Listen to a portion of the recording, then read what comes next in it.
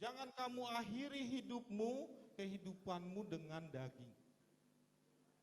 Teguran dan peringatan Rasul Paulus kepada jemaat Galatia hari ini menjadi teguran dan peringatan kita, peringatan Tuhan kepada kita. Supaya kita tidak memulai dengan roh, maksudnya supaya kita memulai dengan roh dan tidak mengakhiri dengan daging. Awali dengan roh, akhiri dengan daging. Jangan seperti itu. Inilah juga teguran dan peringatan kepada kita supaya kita jangan bertindak bodoh. Artinya bahwa apa yang kita sudah lakukan menjadi sia-sia kalau kita mengakhiri hidup kita dimulai dari roh, diakhiri dengan daging. Bapak Ibu Saudara, saya ingat sekali waktu pertama-tama menjadi Kristen. Dalam arti Kristen yang sebenarnya, manusia baru. Ya, setiap hari itu rindu sama persekutuan dengan Tuhan. Ya, rindu beribadah, melayani Tuhan. Ya, itu luar biasa. Begitu juga dengan kita. Ketika kita mulai menjadi manusia baru, dibaptis, kehidupan kita itu dipenuhi oleh Roh Kudus. Maunya bersekutu dengan Tuhan, maunya beribadah terus dengan Tuhan. Maunya kita baca Alkitab. Maunya kita ketemu ngobrol firman Tuhan. Hati kita itu begitu menggebu-gebu dengan Tuhan. Tetapi apakah itu masih kita lakukan sampai sekarang? Apakah hati kita, perasaan kita, persekutuan kita dengan Tuhan itu masih kita rasakan sampai hari ini? Kalau tidak, berarti kita sebenarnya sama dengan jemaat Galatia. Memulai dengan roh, mengakhiri dengan daging. Kita tidak lagi memiliki kerinduan persekutuan dengan Tuhan. Karena kita seringkali sudah disibukkan dengan kegiatan-kegiatan kita. Kita sudah disibukkan dengan medsos kita. Kita sudah disibukkan dengan film-film. Kita sudah disibukkan dengan segala kegiatan kita. Akhirnya persekutuan kita yang kita mulai dengan roh, kita akhiri dengan daging. Sama seperti peringatan Rasul Paulus kepada jemaat Galatia, hari ini juga berbicara, adakah kamu sebodoh itu? Kamu telah mulai dengan roh, maukah kamu sekarang mengakhirinya di dalam daging? Jadi kita hari ini Tuhan mau ingatkan, supaya kita mengalami persekutuan terus menerus dengan Roh Kudus. Dan menyalipkan keinginan daging kita. Tadi keinginan daging itu sudah jelas ya. Ayat yang ke-19. Akan tetapi jikalau kamu memberi dirimu, ayat 19, perbuatan daging telah nyata, percabulan, ya, kecemaran hawa nafsu. Ini percabulan ini seringkali sudah jadi trending ya. Ya, isu perselingkuhan, ya. Lalu seks bebas, ya. Lalu pornografi, ya. Saya ini berapa minggu yang lalu saya mulai mengaktifkan Facebook saya karena saya mau informasi tentang promosi tentang kampus kami gitu ya. Jadi saya tipe orang, ada yang add, saya terima semua. Ya, saya konfirmasi semua. Makin saya konfirmasi, makin banyak yang minta pertemanan sama saya. Ya, tiba-tiba ada messenger. Bang, mau video call gak? Sebelumnya belum itu. Bang, apa kabar? Kabar baik, saya kan selalu respon ya.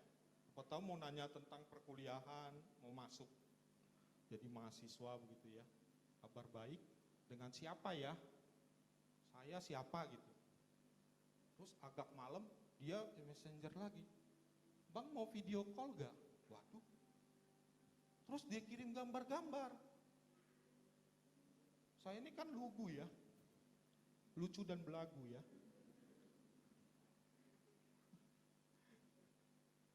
Saya kan belum pernah yang lihat yang kayak, maksudnya dalam artian kalau dalam Facebook kayak begitu-begitu ternyata ada gitu ya dalam Messenger. Saya kaget.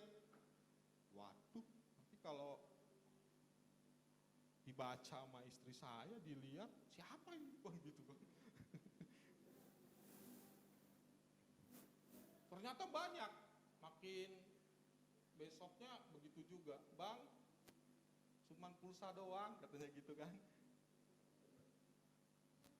Wah, ini ternyata saya tanya sama temen di kampus kan, temen dosen. Emang begitu Pak? Kalau Bapak makin add, itu makin banyak yang kirim seperti itu. Oh begitu.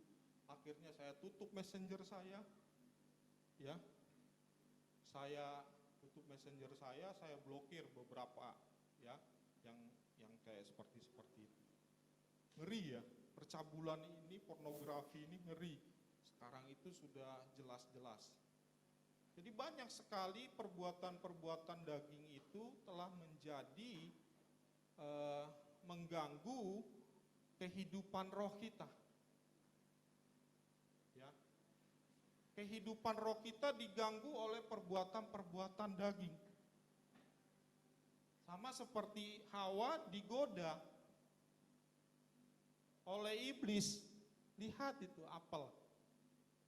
Ya. Apel apa-apalah ya istilahnya ya, makanan atau buah itu.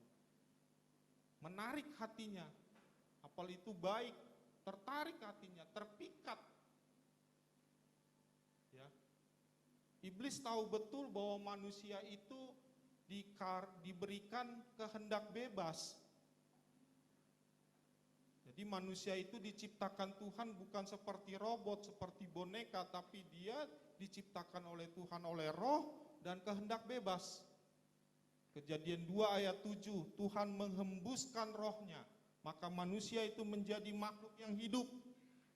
Tetapi selain makhluk roh, juga manusia diberikan kehendak bebas.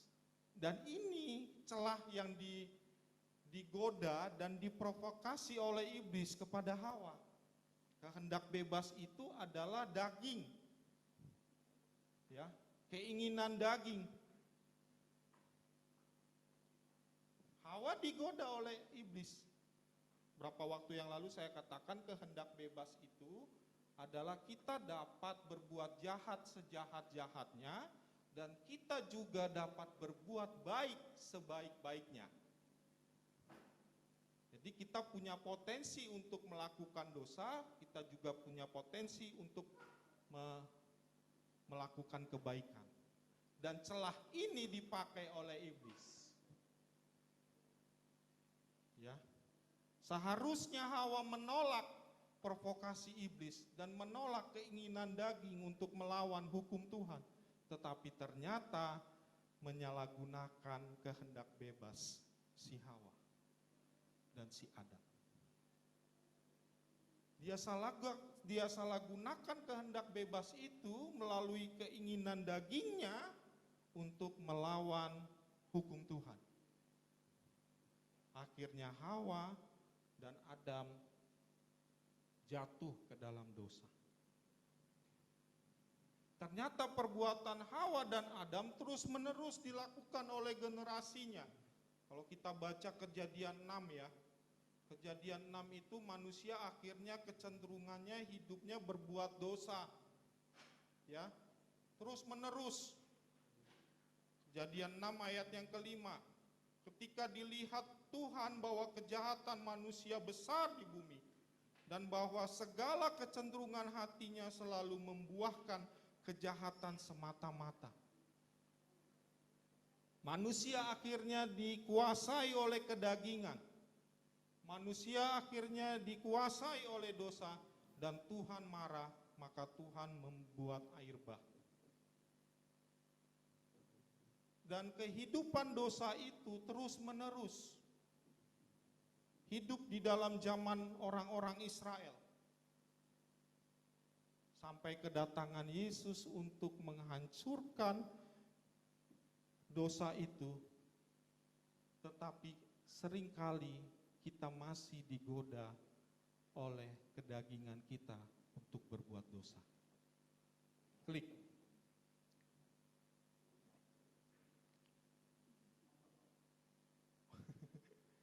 All in ya. Si Marlin gitu ya sekolah minggu. Oke. Ya. Kemerdekaan secara roh itu karena anugerah melalui karya penebusan Kristus. Tadi saya katakan ya. Penebusan Kristus telah dilakukan oleh Tuhan untuk kita merdeka secara roh. Natur kedagingan telah disalibkan bersama Kristus. Galatia 2 ayat 20. Kemudian kelahiran baru akan menghasilkan buah roh berupa kasih, sukacita, dan damai sejahtera dalam kehidupan orang Kristen. Namun pertobatan atau penyalipan kedagingan ini adalah sebuah proses yang harus kita lakukan terus-menerus. Ya, karena kita masih hidup dalam daging.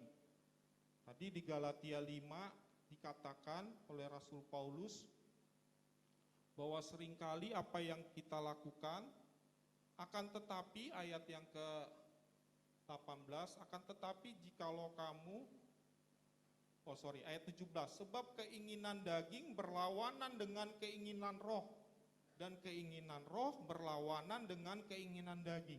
Karena keduanya saling bertentangan, sehingga kamu setiap kali tidak melakukan apa yang kamu kehendaki. Nah ini yang mesti kita harus belajar untuk menyalipkan kedagingan. Karena keinginan daging dan keinginan roh itu terus-menerus berjuang, berlawanan di dalam kehidupan kita. Kita ingin hidup kudus, tapi di satu sisi kita tergoda untuk hidup tidak kudus. Ya. Di satu sisi kita ingin tidak marah, tapi di satu sisi akhirnya kita melakukan marah-marah. Bahkan marah-marah yang disertai dengan kekerasan. Kata-kata verbal, kata-kata menyakiti orang lain. Padahal kita sebenarnya menginginkan tidak mau melakukan seperti itu. Tetapi ketika keinginan daging itu digoda, ya, maka keinginan daging itu akhirnya melakukan dosa. Ini yang seringkali berlawanan, bertentangan di dalam kehidupan kita. Ya. Daging itu ingin dipuaskan. Roh juga ingin dipuaskan. Daging memaksa dan berkehendak supaya daging itu dipuaskan. Roh juga memaksa dan berkehendak untuk roh itu dipuaskan juga. Saking berlawanannya di dalam kehidupan kita, maka yang terjadi bukannya keinginan roh, tetapi keinginan daging. Karena sebenarnya kita sudah ada tabiat dosa dari Adam dan Hawa tadi. Ya, udah ada tabiatnya. Karena ketika keinginan roh mendesak kita melakukan kehendak Tuhan, firman Tuhan, keinginan daging yang sudah ada dasar berlawanan dengan keinginan roh. Inilah yang harus kita mulai belajar, caranya adalah menyalipkan keinginan daging kita. Percabulan, ya, bermula dari WA, bermula dari SMS. Ini pasangan-pasangan yang sudah berkeluarga. Bermula dari WA mantan. SMS mantan. Ketemuan yuk. Ngobrol-ngobrol aja. Ya. Akhirnya terjadi perselingkuhan. Ya. Pasangan mantan ada masalah. Orang mantannya juga ada masalah. Kalau masalah ketemu masalah, senasib. Ya. Akhirnya terjadilah perselingkuhan. Awal mulanya enggak mau. Mungkin udah ada warning dari Roh Kudus. Keinginan roh. Tapi karena keinginan daging yang kuat, terus-menerus mendesak seperti Hawa, digoda, diprovokasi oleh iblis. Kamu gak bakalan mati. Kamu akan seperti Tuhan. Digoda terus-menerus. Daging itu kan, iblis menunggangi keinginan daging kita. Ya, akhirnya keinginan daging kita lah yang jadi. Macam-macam ini, percabulan, kecemaran, hawa nafsu, penyembahan berhala. Ya, penyembahan berhala itu kan tidak lagi berdoa atau menyembah kultisme begitu ya. Sihir, perseteruhan, perselisihan, iri hati. Wah, ini iri hati. Ya, amarah, kepentingan diri sendiri, percederaan, roh pemecah, kedengkian, kemabukan, pesta pora, dan sebagainya. Dan sebagainya ini yang banyak. Inilah yang kita mau, kita menyalibkan keinginan daging kita. Klik.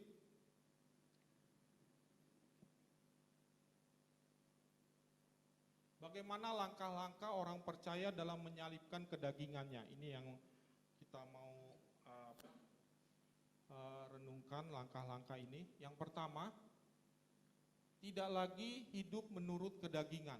Ya, ini Galatia 5 ayat 19 sampai 21. Ya.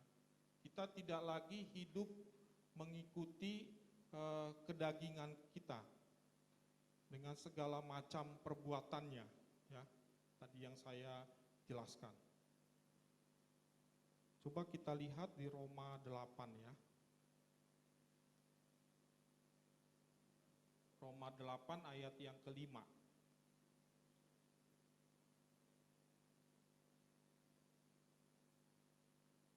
Mulai dengan ayat yang kedua. Roh yang memberi hidup telah memerdekakan kamu dalam Kristus dari hukum dosa dan hukum maut. Sebab apa yang tidak mungkin dilakukan hukum Taurat karena tak berdaya oleh daging, telah dilakukan oleh Elohim. Dengan jalan mengutus anaknya sendiri di dalam daging yang serupa dengan daging yang dikuasai dosa karena dosa. Ia telah menjatuhkan hukuman atas dosa di dalam daging, supaya tuntutan hukum Taurat digenapi di dalam kita, yang tidak hidup menurut daging, tetapi menurut roh. Sebab mereka yang hidup menurut daging, memikirkan hal-hal yang dari daging. Mereka yang hidup menurut roh, memikirkan hal-hal yang dari roh. Ayat yang ke-6. Karena keinginan daging adalah maut, tetapi keinginan roh adalah hidup dan damai sejahtera. Jadi kita langkah yang pertama agar kita dapat menyalibkan keinginan daging adalah tidak lagi hidup menurut kedagingan.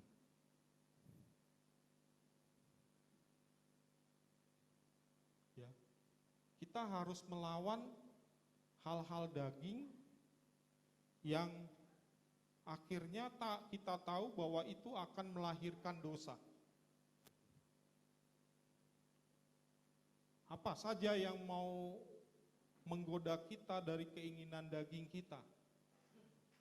Misalnya keinginan daging kita ingin marah. Ya. Marah kepada anak kita, marah kepada teman kita, marah kepada orang tua, kita lawan. Ya, saya tidak mau marah. Ya, kita mesti menguasai diri kita. Kita belajar untuk tidak marah. Apalagi marah-marah. Marah biasanya akan selanjutnya marah-marah. Habis itu marah-marah. Ya. Itu biasanya begitu. Karena dosa itu kan sifatnya dia mulainya dari yang kecil. Wah, enak ternyata misalnya nilep duit gitu ya, korupsi uang 100.000.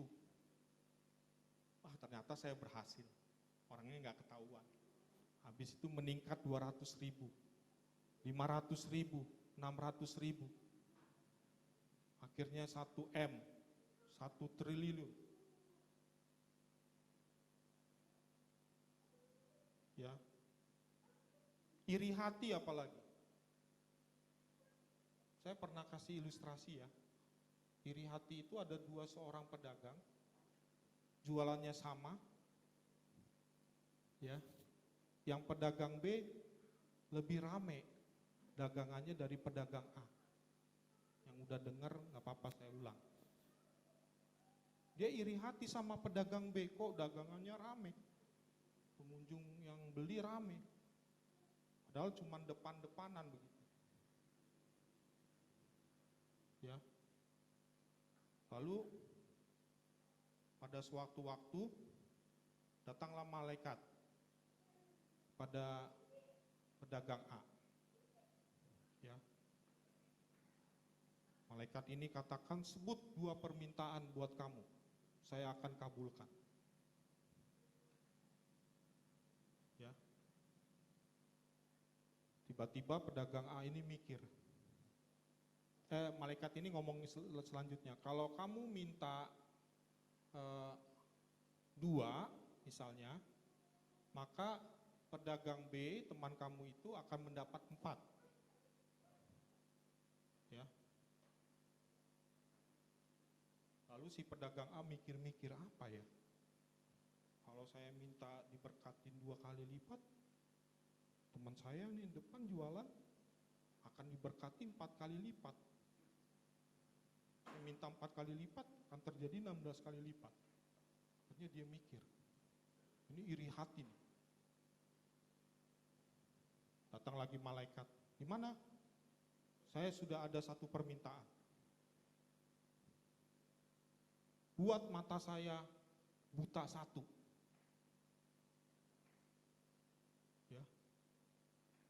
Dan dia mikir, kalau malaikat buat mata saya buta 1, berarti pedagang B depannya matanya dua-duanya buta.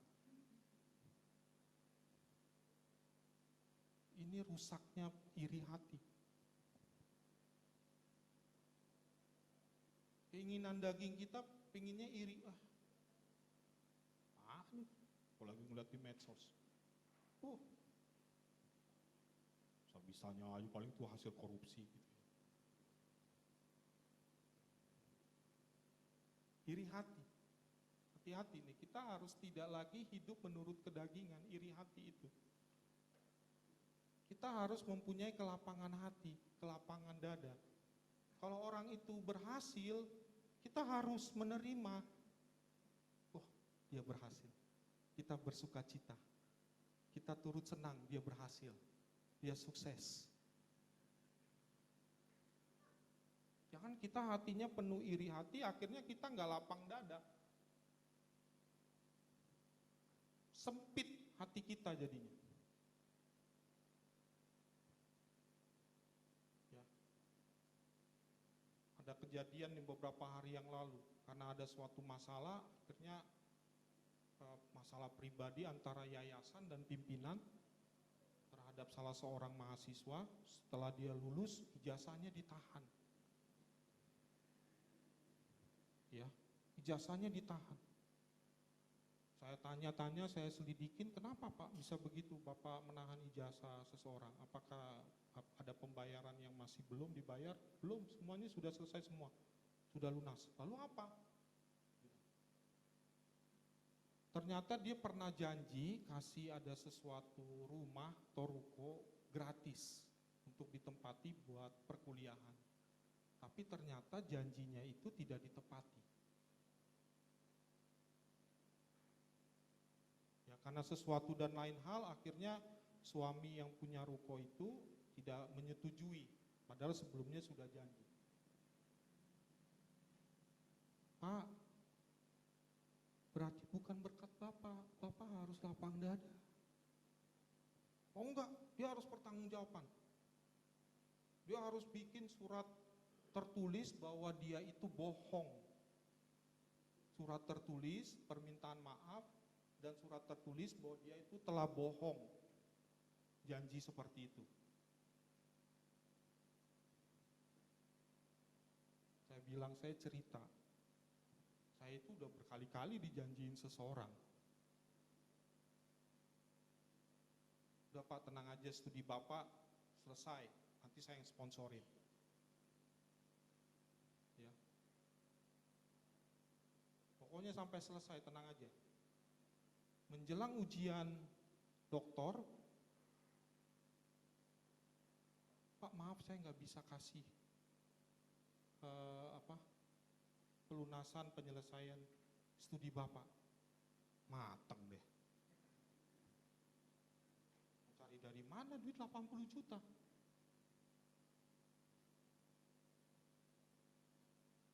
Studi doktor itu kan nggak murah. 150 sampai 200. 80 juta untuk penyelesaiannya. Saya bilang begitu.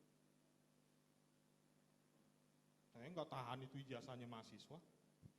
Kalau saya punya kewenangan kok, administrasi di bawah wewenang saya. Saya bilang begitu. Saya harus mempunyai kelapangan dada. Oh berarti saya untuk belajar beriman kepada Tuhan. Dan Tuhan akhirnya tolong. Saya bilang begitu. Itu banyak sekali hal-hal seperti itu ya, kedagingan, hal-hal yang akhirnya kita tidak lagi menuruti keinginan roh kita, keinginan Tuhan di dalam diri kita, tapi kita lebih menuruti keinginan daging. Klik. Kekristenan itu kehidupan yang diubahkan menjadi manusia baru.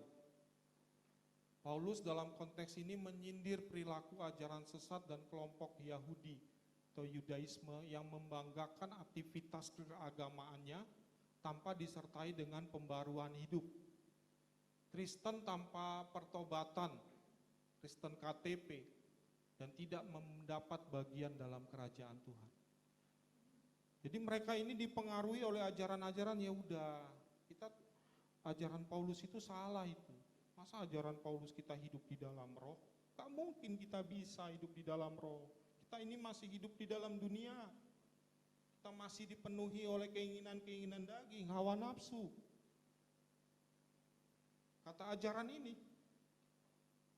ya udah, akhirnya mereka mengikuti. Jadi orang Kristen tanpa pertobatan, orang Kristen tanpa lahir baru, orang Kristen hidup di dalam kedagingan. Inilah Rasul Paulus ya menasehati, dan ini menjadi firman buat kita juga. Tidak lagi mengikuti keinginan daging. Yang kedua, langkah yang kedua, klik. Hidup dipimpin oleh roh. Jikalau kita hidup oleh roh, baiklah hidup kita juga dipimpin oleh roh. Galatia 5 ayat 25. Ya, bukan berarti hidup dipimpin oleh roh, ada roh yang membisiki kita ke kiri, ke kanan, ya lurus. Bukan gitu. Soalnya ada hamba Tuhan yang modelnya begitu. Dia ngebut di jalan raya, katanya disuruh oleh Roh Kudus. Disuruh oleh Roh Kudus kok ngebut. Ya.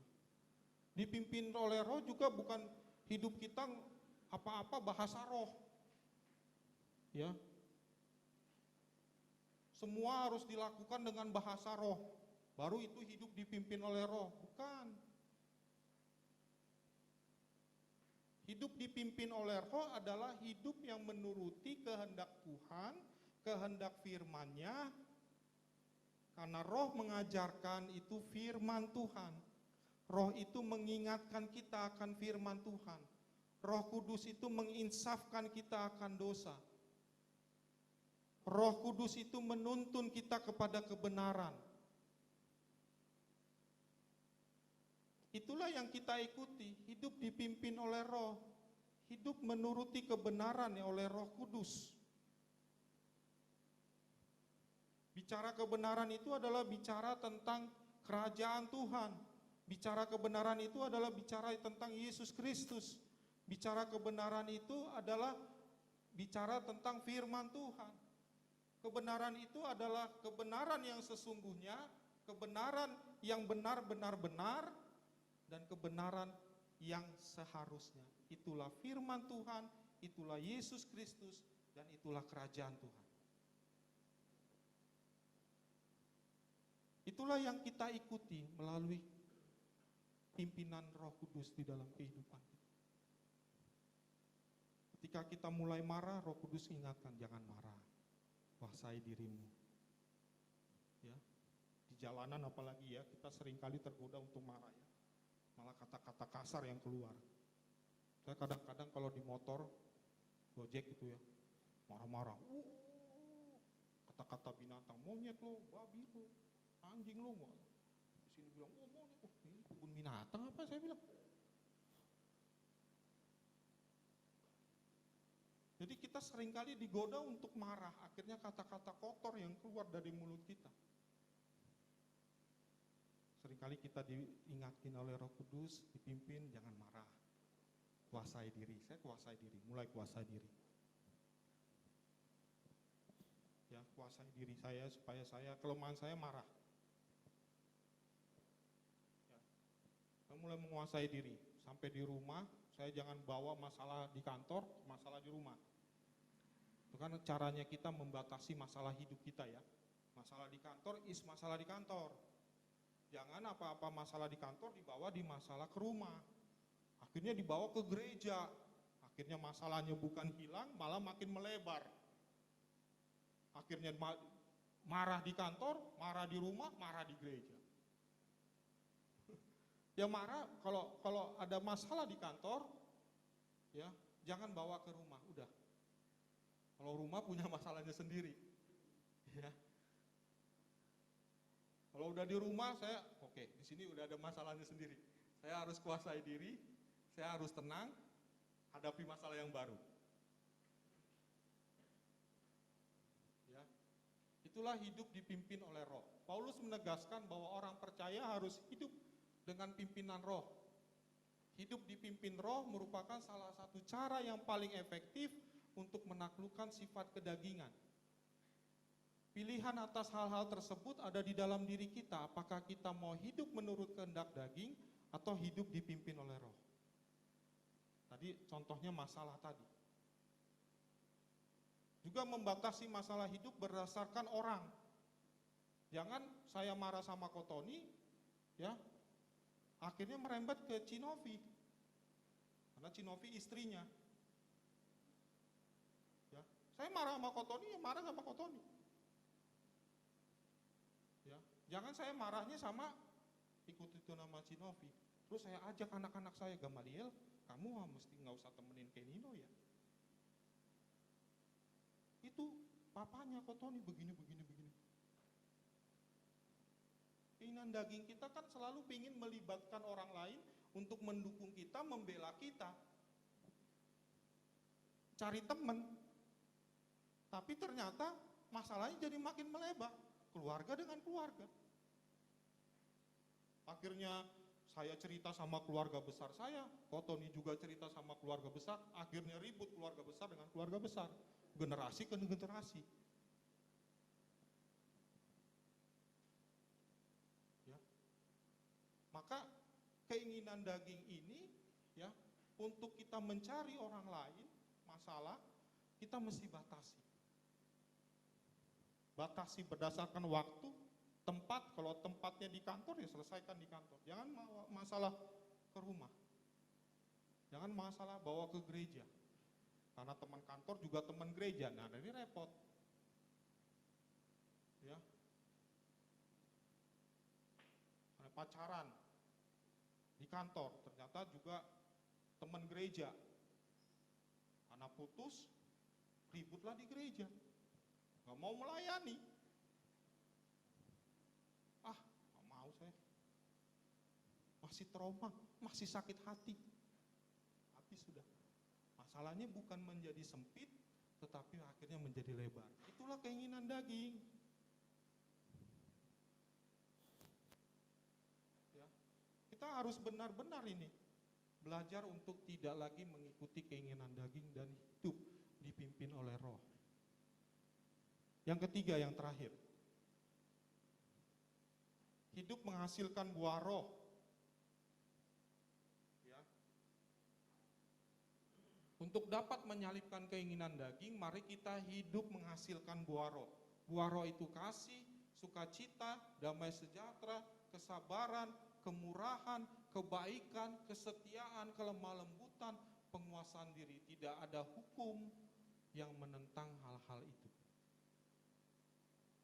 Maka salah satu cara yang paling efektif untuk kita tidak hidup lagi menuruti keinginan daging, maka kita harus hidup menghasilkan buah-buah Roh. Buah Roh di dalam kehidupan kita.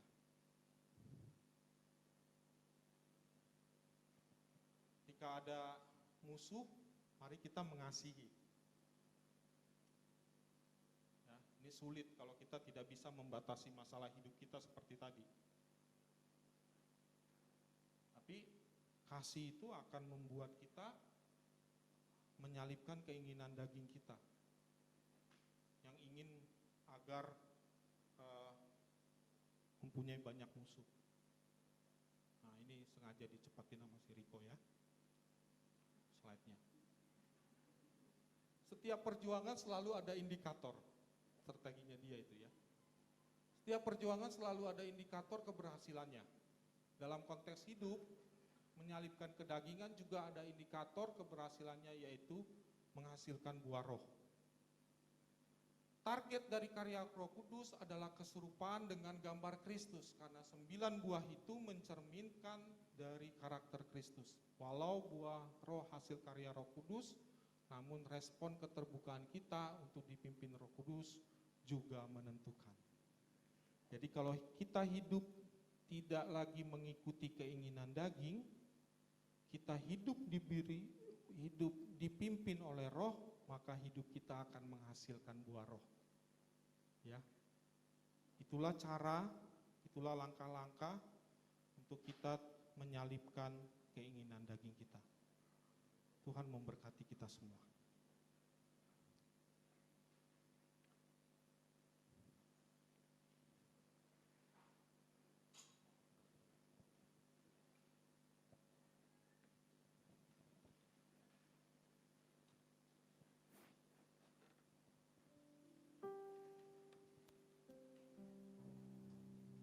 Mari kita merenungkan firman Tuhan sebentar dalam hadirat Tuhan.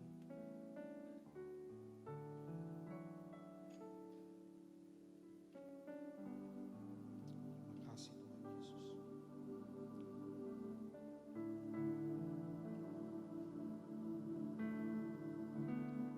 Terima kasih Tuhan, terima kasih Tuhan Yesus. Tuhan, terima kasih buat firman.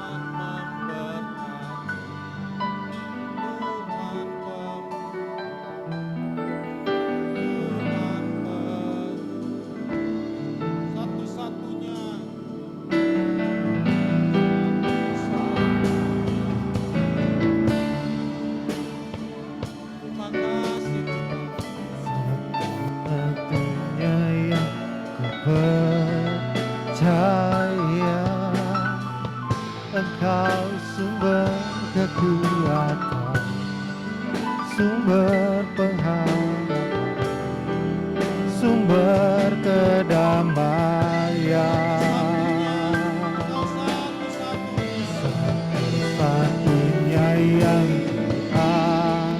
andalkan, satu-satunya yang ku percaya. Engkau Tuhan penyembuh, Tuhan penyembuhku, Tuhan pemulihku.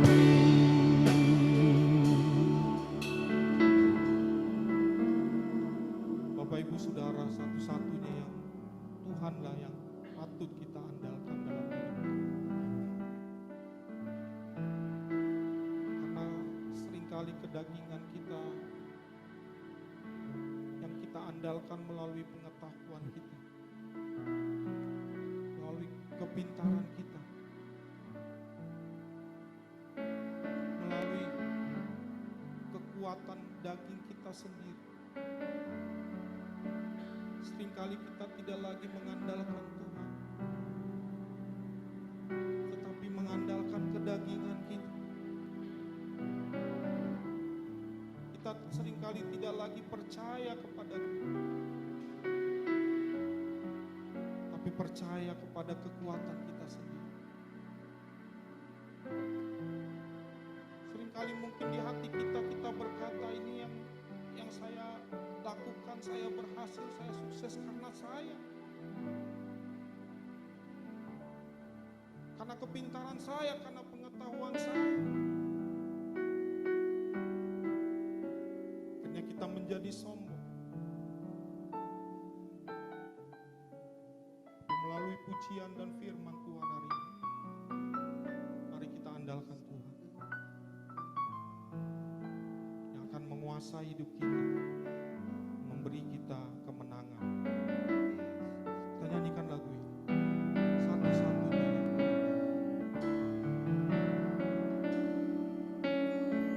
Satu-satunya yang andalkan, satu-satunya yang ku percaya. Engkau sumber kekuatan, sumber pengharapan, sumber kedamaian, satu-satunya yang andalkan, satu-satunya yang percaya. Engkau Tuhan memberkati, Tuhan penyembuhku, Tuhan pemulihku. Engkau Tuhan memberkati, Tuhan penyembuhku, Tuhan pemulihku. Engkau Tuhan memberkati, Tuhan penyembuhku, Tuhan pemulihku.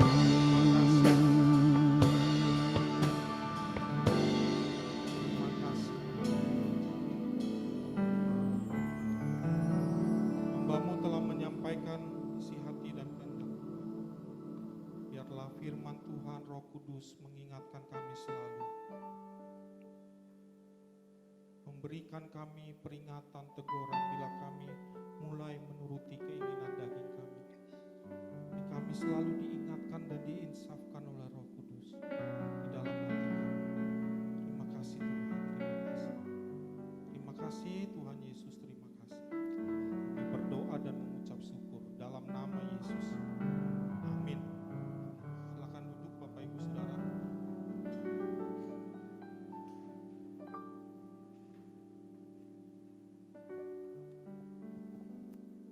Bapak Ibu, kita akan kembalikan persembahan kita yang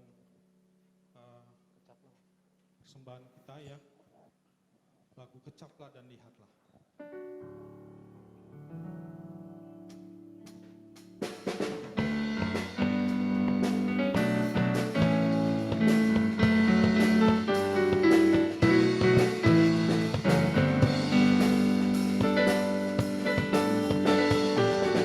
Kecaplah dan lihatlah betapa baiknya Tuhan itu. Rasakan dan nikmati kasih setia Tuhan. Kecaplah dan lihatlah betapa baiknya Tuhan itu. Rasakan dan nikmati kasih setia Tuhan. Oh, syukur bagimu Tuhan, segala hormat bagimu Tuhan, Bapa yang mengasihiku, Bapa yang memeliharaku.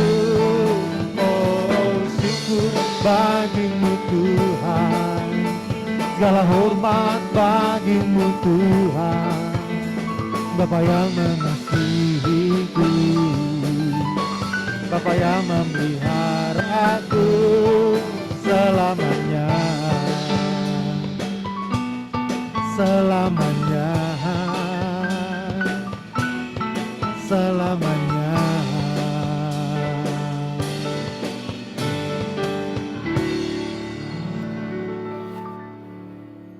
Bapak Ibu, terima kasih Tuhan memberkati persembahan kita semua. Pengumuman buat kita bahwa tanggal 15 kita ada ibadah Jumat Agung ya. Ibadah Jumat Agung di tempat ini mulai jam 9 pagi. Ya, ibadah akan dilaksanakan jam 9 pagi. Kami di Hikmah jam 4 sore. Ya. Lalu ibadah Paskah sama seperti ibadah Minggu kita seperti ini jam 9 pagi, dan juga ibadah sekolah Minggu Paskah gabungan ya, dari kelas balita sampai kelas besar, para remaja juga ya. Jadi Bapak Ibu yang mempunyai anak kecil termasuk saya, tadi anak saya yang paling kecil belum bisa ikut gitu ya, kita semua gabung di sini ya, di ibadah sekolah Minggu, ibadah Paskah sekolah Minggu, dan ibadah Paskah umum. Itu saja beberapa pengumuman buat kita. Kita terus berdoa biar pandemi segera berlalu ya, seperti judul lagu, badai pasti berlalu, pandemi juga pasti berlalu ya, kita bisa kembali beribadah semua di tempat ini. Oke, kita akan masuk dalam doa syafaat dan doa berkat, nanti akan dipimpin oleh Bapak Pendeta Midiani. Silakan Bapak.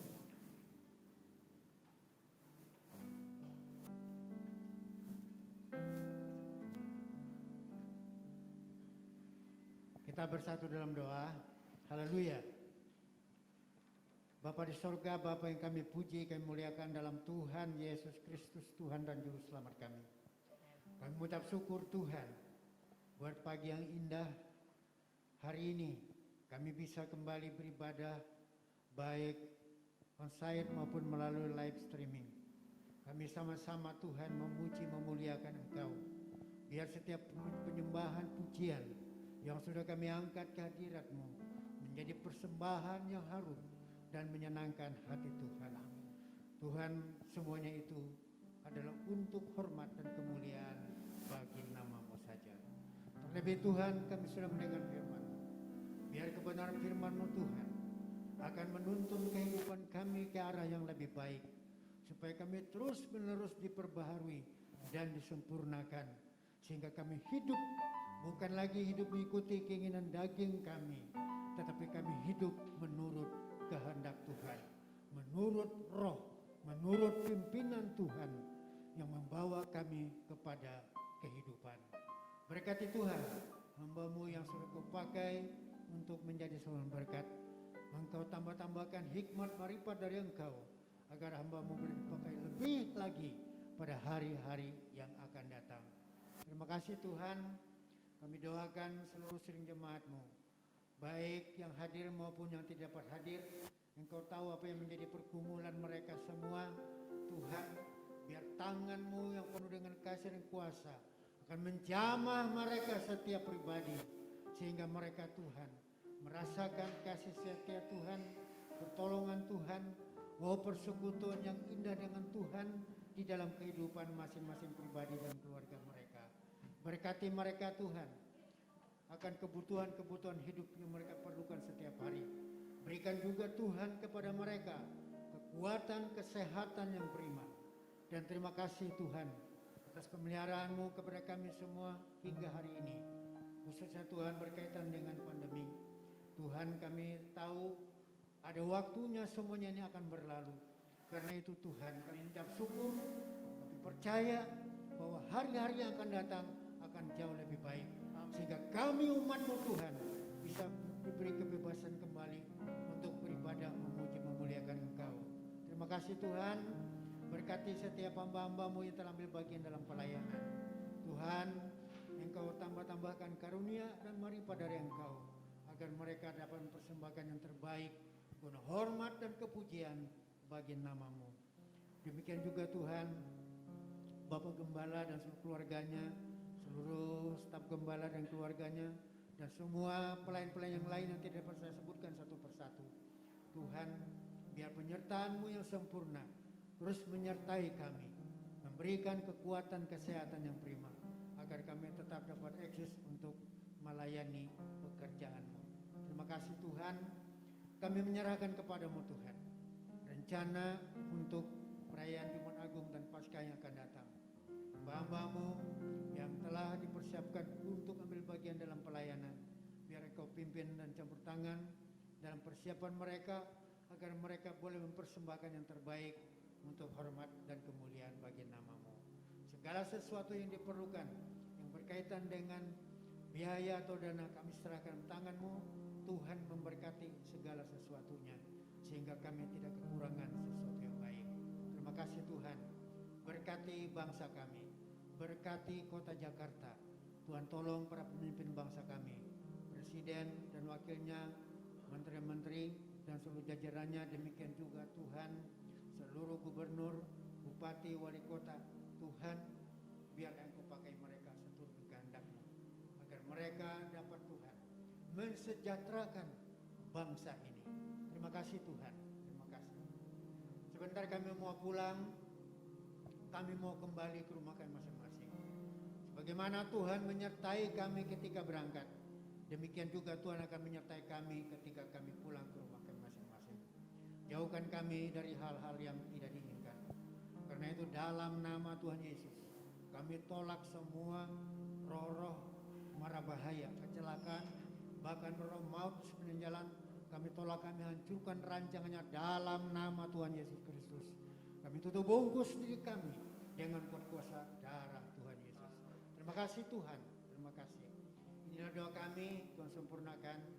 Kami panjatkan hanya kepada Bapa, yaitu dalam nama Tuhan Yesus Kristus. Haleluya. Kita sama-sama berdiri. Angkat hatimu, arahkan kepada Tuhan, dan terimalah berkat Tuhan. Tuhan memberkati engkau dan melindungi engkau. Tuhan menyinari engkau dengan wajahnya dan memberi engkau kasih karunia. Tuhan menghadapkan wajahnya kepadamu dan memberi engkau damai sejahtera. Terimalah berkat dan anugerah dari Bapa di sorga dan kasih yang sempurna dari Tuhan Yesus Kristus, serta persekutuan dalam kuasa Roh Kudus menyertai kita semua dari saat ini sampai Maranatha, Tuhan Yesus datang kembali. Haleluya. Amin. Kiranya Engkau memberkati aku berlimpah-limpah dan memperluas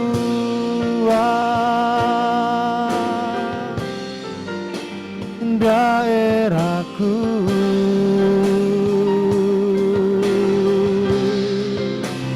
dan kiranya tangan menyertai aku dan melindungi aku daripada malapetaka, sehingga kesakitan tidak menimpa aku. Tuhan mendengarkan dan menjawab